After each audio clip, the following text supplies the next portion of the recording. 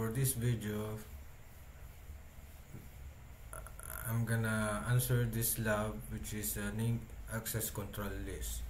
So it consists of two questions that are two requirements that we needed to answer, which is number one, host in the 192.168.1.0/24 and 192.168.2.0/24 networks cannot communicate with each other. And number two, which is host in the 192.168.2.0/24 network cannot access the 192.168.3.0/24 network. So the first thing we need to do is to configure router 1. So in router 1, enable natin, and then yung conft, and then dito is numbered ACLs are configured with the command access list, but name ACLs are configured with this command IP access list. Now let's check the option. So check natin yung option IP access list. So here we'll go with the standard. Notice you can also create a numbered ACL with this command.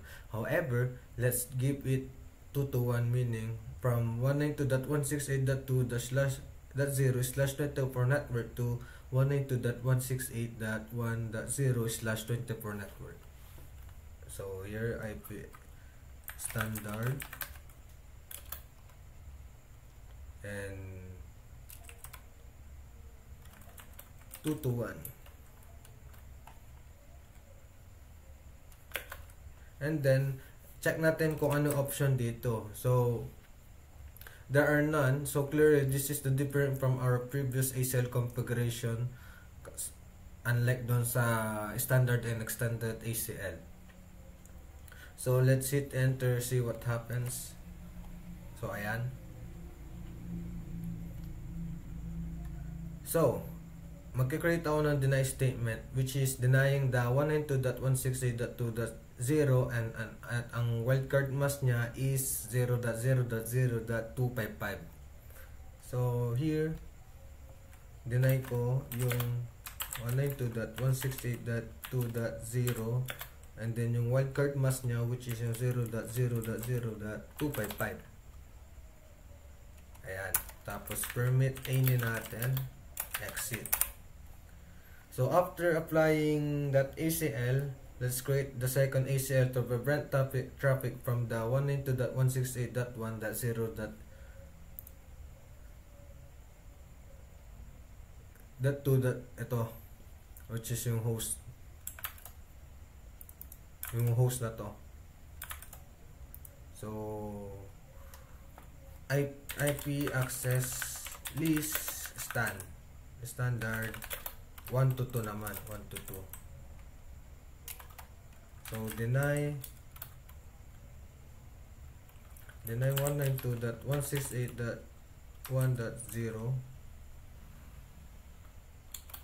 0.0.0.255, permit any, exit.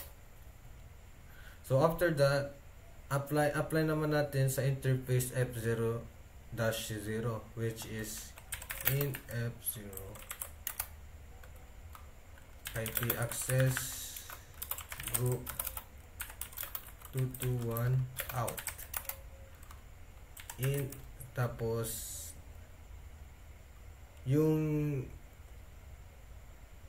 F1-0 naman, which is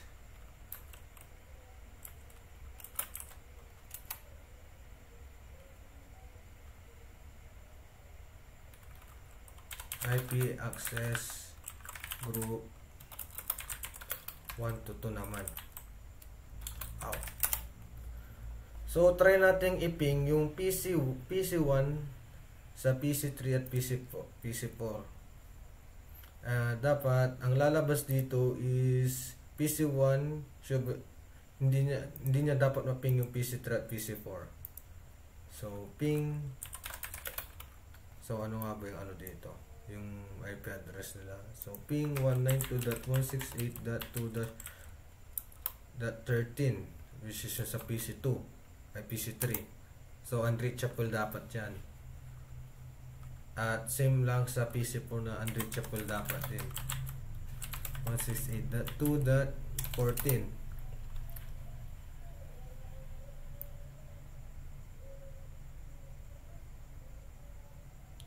So dapat masatisfy natin to. And then yung PC3 naman dapat hindi niya maping yung PC1 at PC2 which is ping ano ng IP address ng PC1. So 192.168.1.11 dapat hindi niya maping yan.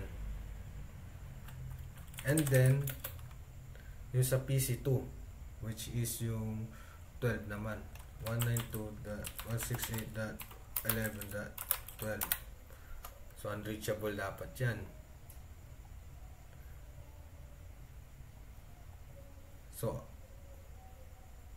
So ayan, unreachable sila. So nasatisfy natin yung requirements dito na which is networks cannot communicate with each other. So the second one which is yung host in 192.168.2.0/24 network can access the 192.168.3.0/24. So what we're gonna do that there is to configure router 2. So the first thing we need to do there is enable conft. So IP access please standard 2 to 3 naman to ngayon. Ayan.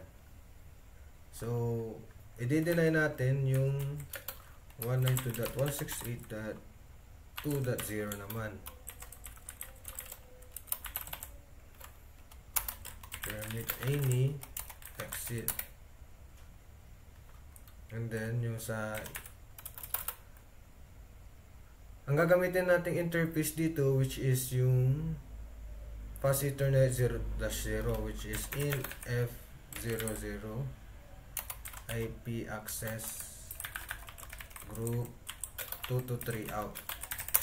Ayan. So punta tayo sa PC3. Dapat itong PC3 hindi niya ma-access dapat yung server 1 at server 2. So ping 192.168.3.100. So unreachable dapat yan. And parehas lang sa server 2 which is ping 192.168.3.101. Ayan.